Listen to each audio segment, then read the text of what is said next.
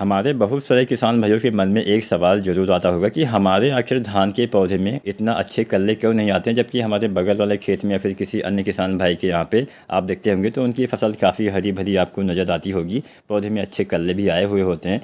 तो आज की वीडियो में हम 5 मुख्य कारण आपको बताने वाले हैं जिससे आपके धान के पौधे में ज़्यादा कल्ले नहीं आते हैं। वो कारण कौन से हैं, अगर आप उसको सुधार कर लेते हैं तो आपको भी आपके खेत में धान में अच्छे कल्ले देखने को मिल जाएंगे। भले ही साल ना मिल पाए हों, लेकिन अगले साल से यह गलती आप मत करिएगा। अगर आपने अभी तक रोपाई नहीं की है तो आप अभी भी इन बातों पे फोकस कर सकते हैं। कुछ ऐसी बातें बताने वाले हैं जो शायद आपको ना भी पता हो। तो चलिए ज़्यादा समय नहीं गंवाते हैं, वीडियो को स्टार्ट करते हैं।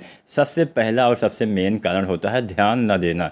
अब हमारे लगभग ज़्यादातर किसान साथी खेती ही करते हैं और खेती करने के बावजूद वो अच्छे से अपनी फसलों पे ध्यान नहीं दे पाते हैं। वही परंपरागत खेती करते आ रहे, रोपाई कर दिया, पानी लगा दिया, खाद डाल दिया, बस काम ख़त्म हो गया। उसके बाद में जाएंगे अपनी फसल को काट के उत्पादन ले लेंगे। तो कहाँ से अच्छा उत्पादन मिलेगा? सबसे पहले तो आपको ध्यान देना पड़ेगा।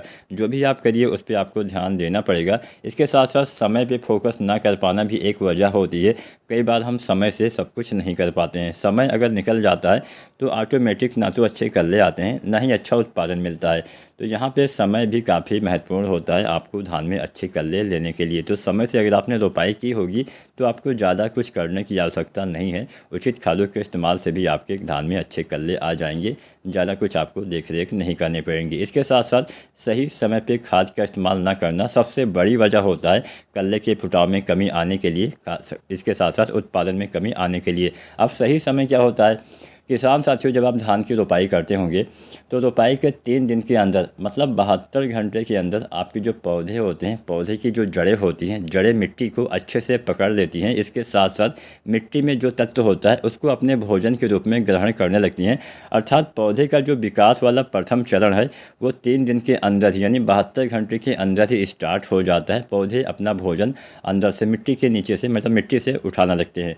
अब जब आपके फसल की, आपके जो खेत की मिट्टी है उसमें कोई तत्व तो रहेगा ही नहीं, तो कहाँ से पौधे का शुरुआती विकास उतना अच्छे से हो पाएगा?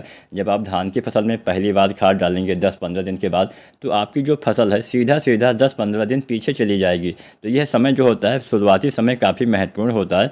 तो इसलिए मैं बोलता हूँ रोपाई के समय ही सभी जो आप खादें डालते हैं रोपाई के समय वाली, उसका इस्तेमाल रोपाई के समय, रोपाई से पहले या फिर अधिकतम बहुत देर हो गई है किसी भी कारणवश तो रोपाई के 3 दिन के भीतर डाल लीजिएगा, क्योंकि 3 दिन के भीतर ही आपके पौधे मिट्टी से खादों का शोषण करने लगते हैं। तो इस बात का ध्यान रखना है, सही समय पे खाद का इस्तेमाल आपको अवश्य करना है। अब खाद डालते समय भी हमारे बहुत सारे किसान साथी गलती करते हैं। चौथी गलती हमने यही आपको बताई है। अब क्या करते हैं, जैसे बहुत सारी खादें एक साथ मिला के एक बार में प्रयोग कर दिया। आपने DAP लिया, आपने यूरिया लिया, आपने पोटास लिया। बेशक आप इन तीनों को डाल सकते हैं, लेकिन साथ में आपने जिंक भी मिला दिया। अब आप जिंक का इस्तेमाल नहीं कर सकते हैं। आपको पता होगा, नहीं पता है तो मैं आपको बताते चलूँ, कभी भी फास्फोरस वाले किसी भी खाद के साथ जिंक सल्फेट या फिर सल्फेट वाली कोई भी खाद आप मिला के प्रयोग नहीं कर सकते हैं। जितनी भी सल्फेट फार्मूले वाली कोई खादें आती हैं या फिर जिंक सल्फेट हो गया, इसका इस्तेमाल कभी भी फास्फोरस वाली खाद के साथ नहीं कर सकते हैं। अब फास्फोरस वाली खादें कौन सी होती हैं? DAP में फास्फोरस होता है, NPK जैसे 12-32-16, 10-26-26, 14-35, 14-20-20-0-13,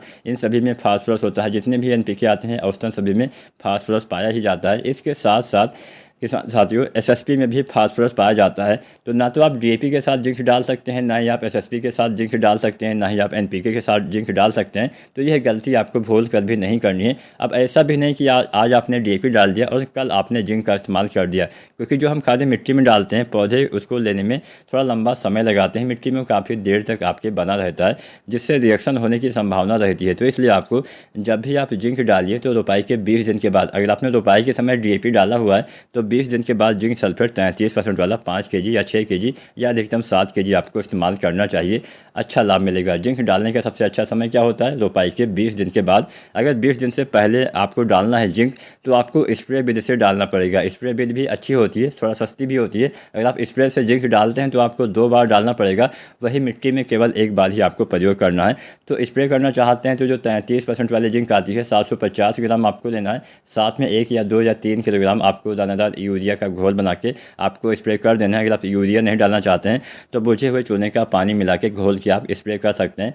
बहुत बढ़िया लाभ मिलेगा, आपके पौधे में कल्ले का फुटाव अच्छे से होगा, अच्छी हरियाली आएगी। दूसरी बार जिंक का स्प्रे आपको 20, 25 या 30 दिन के बाद फिर से कर देना है। तो यहाँ पे हमने कुछ ऐसी 5 बेसिक बातें आपको बता दी। अगर आप इन 5 बातों का ध्यान रखते हैं, सही समय पे ध्यान देना, समय पे आपको फोकस करना है, सही से खादों का इस्तेमाल, सही समय पे खादों का इस्तेमाल, खाद डालते समय कोई गलती नहीं करनी है और जिंक सही से डालना है। अगर आप इन 5 बातों का ध्यान रखते हैं, धान में अच्छे कल्ले आएंगे।